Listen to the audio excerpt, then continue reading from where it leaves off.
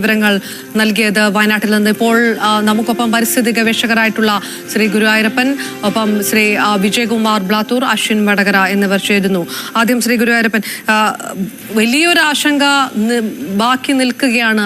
അത് ഇതുവരെ പരിഹരിക്കാൻ കഴിഞ്ഞിട്ടില്ല. വയനാടിനെ സംബന്ധിച്ചിടത്തോളം ബേലൂർ മക്കനെ പിടികൂടാനുള്ള ദൗത്യം എങ്ങും എത്താതെ ഇത്രയും ദിവസങ്ങൾ നീണ്ടുപോകുന്ന സമയത്ത് കടുവയുടെ സാന്നിധ്യം കൂടി വരുന്നത് എത്രത്തോളം ചകിതരാക്കും, ഭയപ്പെടുത്തും ജനങ്ങളെ എന്നുള്ളതിൽ ഒരു തർക്കവുമില്ല.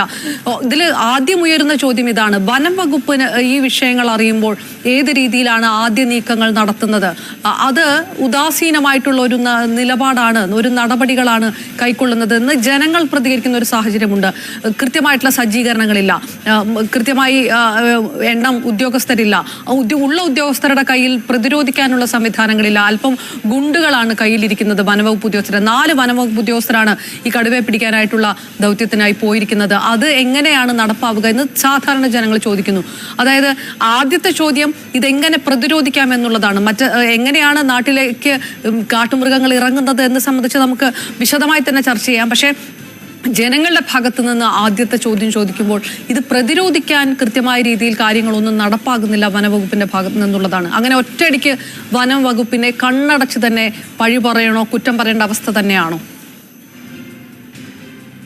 നമസ്കാരം. എനിക്ക് ആദ്യമായിട്ട് പറയാനുള്ളത്, നമ്മുടെ ന്യൂസ് 18 ചാനലിലെ അതിന്റെ ഗർജനം എന്ന് പറഞ്ഞ ഒരു അതില് ആ പിക്ചറില് ആ കടുവ ഇങ്ങനെ കടിച്ചു കീറി നിൽക്കാൻ പോകുന്ന ഒരു പിക്ചർ ഒന്ന് മാറ്റണം എന്നുള്ളതാണ് ഏറ്റവും അടിസ്ഥാനമായിട്ട്. അതായത് ആത്യന്തികമായിട്ട് നിങ്ങൾക്ക് ചെയ്യാൻ പറ്റുന്ന സമൂഹത്തിന് നന്മ എന്ന് ഉദ്ദേശിക്കുന്നുണ്ടെങ്കിൽ ചെയ്യേണ്ടത് അതാണ് ആദ്യം. കാരണം ഈ മാധ്യമങ്ങളുടെ ഒരു സാന്നിധ്യമാണ് ഈ ജനങ്ങളുടെ കൂടിച്ചേരലിനും ബാക്കി ഇതുപോലുള്ള കാര്യങ്ങൾക്കും വളരെ ഒരു ആക്കം കൂട്ടുന്നത് എന്ന് ഞാൻ 100% വിശ്വസിക്കുന്നു. ഒന്ന്.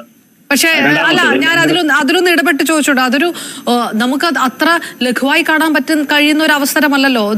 ഒരു ആന ഒരാളെ ചവിട്ടിക്കൊന്ന ഒരു സ്ഥലത്താണ്. കടുവ വരുമ്പോൾ സ്വാഭാവികമായിട്ടും ഭയപ്പെടണം, ജാഗ്രത വേണം എന്നതിനപ്പുറം എങ്ങനെയാണ് പറയാൻ കഴിയുക? ഇപ്പോൾ തീർച്ചയായിട്ടും അത് വേണമല്ലോ. ഭയപ്പെടണം, അല്ല ജാഗ്രത വേണം, ഭയപ്പെടേണ്ട ആവശ്യമില്ല. അതാണ് എനിക്ക് പറയാനുള്ളത്. ജാഗ്രത തീർച്ചയായിട്ടും വേണം, ഭയപ്പെടേണ്ട ആവശ്യമില്ല. കാരണം ഇതിപ്പോ ആദ്യമായിട്ടല്ല ഈ കടുവയെ കാണുന്നത്. ഞാനും നിരവധി തവണ കടുവയെ കണ്ടിട്ടുണ്ട്, പുള്ളിയെ കണ്ടിട്ടുണ്ട്, മുന്നിൽ പെട്ടിട്ടുണ്ട്, നമ്മൾ പോലും അറിയാതെ പെട്ടിട്ടുണ്ട്. ഞാനും ഭയപ്പെട്ടിട്ടുണ്ട്, ഇപ്പോഴും ഭയമുണ്ട്, ഇല്ലാതൊന്നുമില്ല. ഞാൻ പറയാൻ കാര്യം എന്ന് വെച്ചാല് ഇതിപ്പോ ഈ ജനങ്ങൾ താമസിക്കുന്ന സ്ഥലത്ത് കടുവ വന്നു എന്ന് നമുക്കൊരിക്കലും അങ്ങനെ ഒന്ന് വ്യാഖ്യാനിക്കാൻ സാധിക്കില്ല. കാരണം ജനവാസങ്ങൾ മുഴുവൻ കാടിനകത്താണ് വയനാട് ജില്ലയെ സംബന്ധിച്ച്.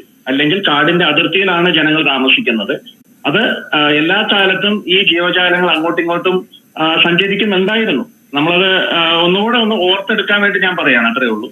അപ്പോൾ ഇവരെല്ലാം കാണുന്ന അല്ല, ഞാൻ ഇടപെട്ടൊന്ന് ചോദിക്കുന്നത്, പരിസ്ഥിതി സന്തുലിതാവസ്ഥ, സംരക്ഷണം, വന്യമൃഗങ്ങളുടെ നിലനിൽപ്പ്, ഇതൊക്കെ വിഷയമാണ്. ഇതൊന്നും നിഷേധിക്കുന്നില്ല. പക്ഷേ ഈ കഴിഞ്ഞ തവണ ഉണ്ടായ അപകടം എന്ന് പറയുന്നത് ഒരു കാട്ടാന വഴി ഒരു ജീവൻ നഷ്ടപ്പെടുക എന്നുള്ളതാണ്. കടുവ വരുന്നു, ഒരു പള്ളിയുടെ തൊട്ടടുത്ത് 2 വീടിന്റെ തൊട്ടപ്പുറത്തുള്ള ഒരു സ്ത്രീയാണ് കടുവയെ കാണുന്നത്. അത് ജനവാസ മേഖലമാണ്, ജനം അവിടെ താമസിക്കുന്ന സ്ഥലമാണ്.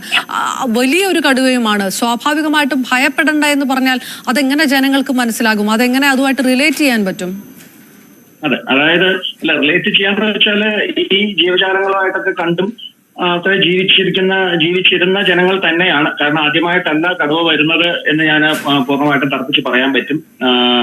ഇപ്പം ഭയപ്പാടില്ല എന്നല്ല ഞാൻ പറഞ്ഞതിന്റെ ഉദ്ദേശം. പക്ഷെ അങ്ങനെ ഭയപ്പെടേണ്ട ആവശ്യമില്ല എന്നുള്ളതാണ്. കാരണം ഒന്ന് നമ്മളുടെ അറിവ് എന്ന് വെച്ചാൽ വിത്ത് സ്റ്റാറ്റിസ്റ്റിക്സ് പറയുകയാണെങ്കിൽ മനുഷ്യനെ തിന്നുന്ന കടുവകൾ ഇല്ല. പക്ഷെ അപൂർവമായിട്ട് ചില സംഭവം നടത്തുന്നുണ്ട്. കേരള ചരിത്രം മൊത്തം പരിശോധിച്ചാൽ മനുഷ്യനെ ഏതെങ്കിലും എത്ര കടുവകൾ ഭക്ഷിച്ചെന്ന് ചോദിച്ചു കഴിഞ്ഞാൽ വിരലിൽ എണ്ണാവുന്നുള്ളതേ ഉള്ളൂ. 1, 2 എന്നൊക്കെ എണ്ണാൻ സാധിക്കും. അതുകൊണ്ട് മാത്രം പറഞ്ഞതാ. അതായത് മനുഷ്യൻ എന്ന് പറയുന്നത് കടുവയുടെ ഭക്ഷണമല്ല. ഒന്ന്. പിന്നെ അങ്ങനെ പോയിന്റിലേക്ക് വരാം. അതായത് വനംവകുപ്പിന്റെ ഇപ്പോഴത്തെ ഒരു അവസ്ഥ എന്ന് പറഞ്ഞാൽ വളരെ ദയനീയമാണ്. കാരണം ലിമിറ്റഡ് നമ്പർ ഓഫ് സ്റ്റാഫിനെ വെച്ച് ഇപ്പോഴും പഴഞ്ചൻ രീതികൾ ഉപയോഗിച്ച് തന്നെയാണ് നമ്മുടെ ഈ പറഞ്ഞ ജീവജാലങ്ങളെ ഈ പറഞ്ഞ കോൺഫ്ലിക്റ്റ് വരുന്ന സമയത്ത് അതിന് പ്രതിരോധിക്കാനായിട്ട് ഉപയോഗിക്കുന്നത് എന്നുള്ളത് തന്നെയാണ്. അപ്പോ ആ ഒരു നിലയ്ക്ക് ഉദ്യോഗസ്ഥരെ മാത്രം നമുക്ക് ഇതിനകത്ത് പഴി പറഞ്ഞിട്ട് കാര്യമില്ല. കാരണം അവരും രാപകലില്ലാതെ എത്രയോ ദിവസങ്ങളായി ഈ ജനങ്ങളുടെ ക്ഷേമത്തിനും അവരുടെ ജീവന സ്വത്തിനും സംരക്ഷണത്തിനും വേണ്ടി തന്നെയാണ് പ്രവർത്തിക്കുന്നത്. അപ്പോൾ ഇവിടെ ഈ ജനാധിപത്യ വ്യവസ്ഥയിൽ ഈ ജനങ്ങളാൽ തെരഞ്ഞെടുക്കപ്പെട്ട ഈ എന്താണ് നമ്മുടെ ഭരണ സംവിധാനമാണ് ഇതിനുള്ള സംവിധാനങ്ങൾ ഒരുക്കി കൊടുക്കേണ്ടത്.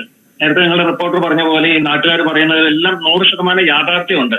എന്താണെന്ന് വെച്ചാൽ ഈ വരുന്ന സമയത്ത് ഒരു ഗുണ്ടും അല്ലെങ്കിൽ ഒരു വടിയും ഒരു ലാത്തിയും ഒരുപക്ഷെ പൊട്ടാത്ത തോക്കും കൊണ്ടൊക്കെ ആയിരിക്കും അവർ വരുന്നുണ്ടാവുക. അപ്പൊ ഇതില് ഈ ഉദ്യോഗസ്ഥർ മാത്രം, കാരണം അവർക്ക് ലഭ്യമായിട്ടുള്ള ഒരു ഉപകരണങ്ങൾ വെച്ച് മാത്രമേ അവർക്ക് ചെയ്യാനായിട്ട് സാധിക്കുള്ളൂ. ഈവൻ കാട്ടുതീ വന്നു കഴിഞ്ഞാൽ ഈ പച്ചില ചപ്പുകളൊക്കെ വെച്ച് അടിച്ചു കെടുത്തുന്ന ഒരു സിസ്റ്റമാണ്. അതിലാണ് സമയബന്ധിതമായിട്ട് കഴിഞ്ഞ തവണ ഈ വിഷയത്തിൽ ചർച്ച നടന്നപ്പോൾ, ആന വിഷയത്തിൽ കാട്ടാനയുടെ ആക്രമണവുമായി ബന്ധപ്പെട്ട് ചർച്ച നടന്നപ്പോൾ സമയബന്ധിതമായിട്ട് നടപ്പാക്കാൻ കഴിയുന്നില്ല, ഉത്തരവുകൾ കൊടുക്കുന്നില്ല, നടപടികളിലേക്ക് കടക്കുന്നില്ല. ഇനി കടക്കണം എന്നുണ്ടെങ്കിൽ ആരുടെയെങ്കിലും ജീവൻ പോകണം. ജീവൻ പൊലിയുന്ന ഒരു അവസ്ഥയിലേക്ക് കാര്യങ്ങൾ പോകുമ്പോൾ നടപടിയിലേക്ക് കടക്കും. ആ കാട്ടാന ഈ ബേലൂർ മക്നയുടെ വിഷയത്തിൽ ഉണ്ടായത് അതാണ്. ബേലൂർ മക്ന വന്ന സമയത്ത് നടപടിയിലേക്ക് കടന്നില്ല. അത് തന്നെ ഈ കടുവയുടെ വിഷയം വരുമ്പോഴും അതിലേക്ക് താങ്കൾ പറയുന്ന പോലെ നരഭോജി കടുവയാണോ ഇല്ലയോ എന്നുള്ള ചോദ്യം അവിടെ നിന്നാലും വീട്ടുമൃഗങ്ങളുണ്ട്, മറ്റ് വിഷയങ്ങളുണ്ട്. അപ്പോൾ വലിയൊരു ആക്രമണത്തിലേക്ക് പോയതിന് ശേഷം മതി നല്ല നടപടികൾ, കടുത്ത നടപടികൾ എന്ന് ഭരണാധികാരികൾ വിചാരിക്കുന്നു. അല്ലെങ്കിൽ ആ രീതിയിലുള്ള ഉത്തരവുകളെ വരുന്നുള്ളൂ. അങ്ങനെ കൂടിയാണ് മനസ്സിലാക്കേണ്ടത് ഈ സമയത്ത്, അല്ലേ? അതായത് ഇതിപ്പോ പെട്ടെന്ന് എടുക്കുന്ന തീരുമാനം എന്ന് വെച്ചാൽ പല സമ്മർദ്ദങ്ങൾക്ക് വിധേയമായിക്കൊണ്ടാണ് പല കാര്യങ്ങളും ചെയ്യുന്നത്. പക്ഷെ വന്യജീവികളെ സംബന്ധിച്ച് ഇപ്പൊ ഈ മനുഷ്യരെ സംരക്ഷിക്കുന്നത് പോലെ തന്നെ വന്യജീവികളെയും സംരക്ഷിക്കാൻ നമ്മുടെ സർക്കാർ ബാധ്യസ്ഥരാണ്, ജനങ്ങളും ബാധ്യസ്ഥരാണ്. ജനങ്ങളാണ് ഏറ്റവും കൂടുതൽ ബാധ്യസ്ഥർ. നമ്മുടെ തൊഴിലാളികൾ മാത്രമാണ് വനംവകുപ്പിലെ ഉദ്യോഗസ്ഥർ. ഈ പരിസ്ഥിതിയെ സംരക്ഷിക്കുക എന്നുള്ള ആ ഒരു പ്രവർത്തനത്തിൽ അത് ഓരോ വ്യക്തിയും ചെയ്യേണ്ടതാണ്.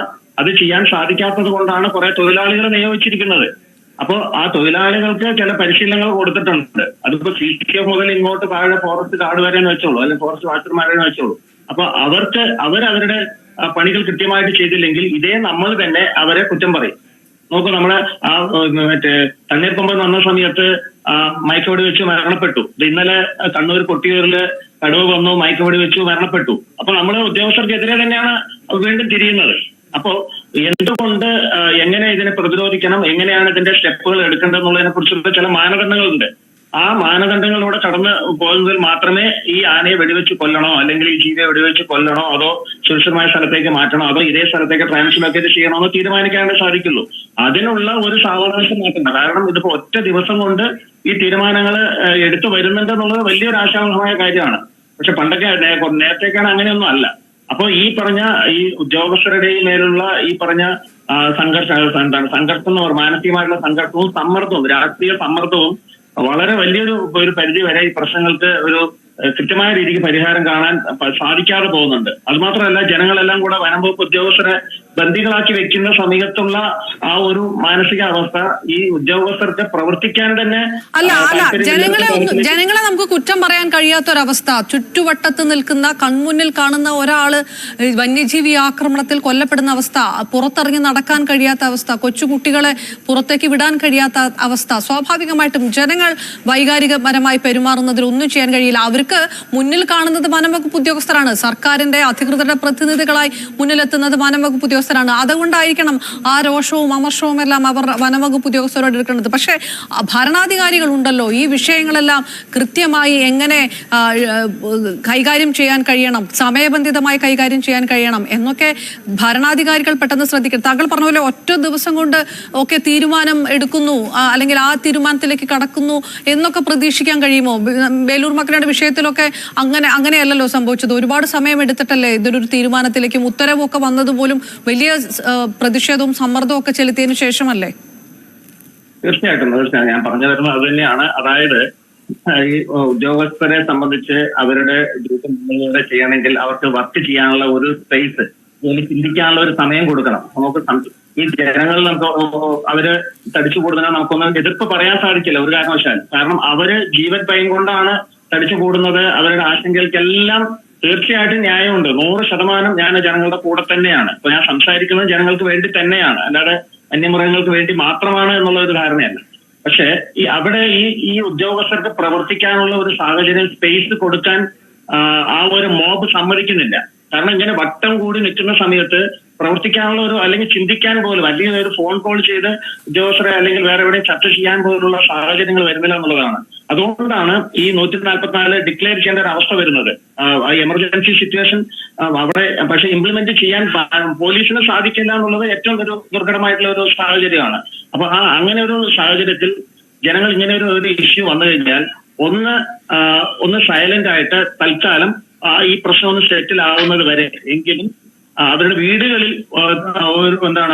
ഒത്തുകൂടിയിരിക്കുക അല്ലെങ്കിൽ അവിടെ ഇരിക്കുക എന്നുള്ളതാണ്. അപ്പൊ ഈ പറഞ്ഞ ഉദ്യോഗസ്ഥർ കൃത്യമായിട്ട് ഇതിനെ പിടിക്കാനോ അതിനുള്ള ഒരു സാഹചര്യങ്ങൾ വെക്കാനായിട്ട് സാധിക്കും. അല്ലെങ്കിൽ വീണ്ടും വെളിയിലേക്ക് വരുമ്പോൾ ഇതേ മൃഗങ്ങൾ തന്നെ ജനങ്ങളുടെ ഭാഷയിലാണ് ഞാൻ പറയുന്നത്, എന്റെ ഭാഷയിലല്ല, ജനങ്ങളുടെ ഭാഷ പറയുകയാണെങ്കിൽ വീണ്ടും തിരിച്ചു വന്നാലോ, വീണ്ടും ഞങ്ങൾ വഷളാകല്ലേ ഉള്ളൂ. അതേപോലെ മാധ്യമപ്രവർത്തകരോടും പറയാൻ എനിക്ക് തന്നെയാണ്. ഈ കാര്യങ്ങളെല്ലാം റിപ്പോർട്ട് ചെയ്യുന്ന സമയത്തും ഷൂട്ട് ചെയ്യുന്ന സമയത്തും അങ്ങോട്ട് പോകുമ്പോൾ തിരിച്ച് ഈ മാധ്യമപ്രവർത്തകരുടെ മേലെയും ഈ മൃഗങ്ങള്, കാരണം അവര് മരണഭയത്തിലാണ് ഈ പറഞ്ഞ ഓടുന്നത്. നമുക്ക് കടുവയുടെ ഇപ്പൊ നമ്മൾ വിഷ്വൽ കാണുന്ന സമയത്ത് കടുവ വളരെ ഫാസ്റ്റ് ആയിട്ട് ഓടി രക്ഷപ്പെടുകയാണ് അവിടുന്ന്. അല്ലാതെ ഇപ്പൊ ഇവരെ ആക്രമിക്കാൻ വേണ്ടി വന്നു എന്നുള്ളതല്ല, കടുവ അതിന്റെ ഒരു പ്രാണഭയത്തിൽ ഓടി രക്ഷപ്പെടുന്നതാണ്. അപ്പൊ ആളെ കടിക്കാൻ വന്നു എന്നുള്ള ഒരു വ്യാഖ്യാനമാണ് നമ്മൾ കൊടുക്കുന്നത്. അത്രേ ഉള്ളൂ ഞാൻ പറയുന്നത്. അത് ക്ലിയർ ആണ്. അതിജീവനത്തിനായിട്ടുള്ള ഒരു തീവ്ര ശ്രമത്തിൽ കൂടിയാണ് മൃഗങ്ങൾ കാട്ടിൽ നിന്ന് നാട്ടിലേക്ക് ഇറങ്ങുന്നത്. അവര് മനുഷ്യരുമായിട്ടൊരു ഏറ്റുമുട്ടാൻ അവർക്ക് താല്പര്യവുമില്ല. പക്ഷെ എന്താണ് സംഭവിക്കുന്നത് എന്ന് ചോദിക്കുമ്പോൾ വളരെ വളരെ പരിഭ്രാന്തരാകുന്ന ഒരു ജനതയുടെ ചിത്രം കൂടി ഇതിനകത്തുണ്ട്. ഞാൻ താങ്കളിലേക്ക് എത്താം ശ്രീ ഗുരുവായൂരപ്പൻ, ദയവായി തുടരുക. ശ്രീ വിജയകുമാർ ബ്ലാത്തൂർ, ഒരു മോബ് വളരെ അസ്വസ്ഥമായിട്ടിരിക്കുന്ന ഒരു മോബിന്റെ മുന്നിൽ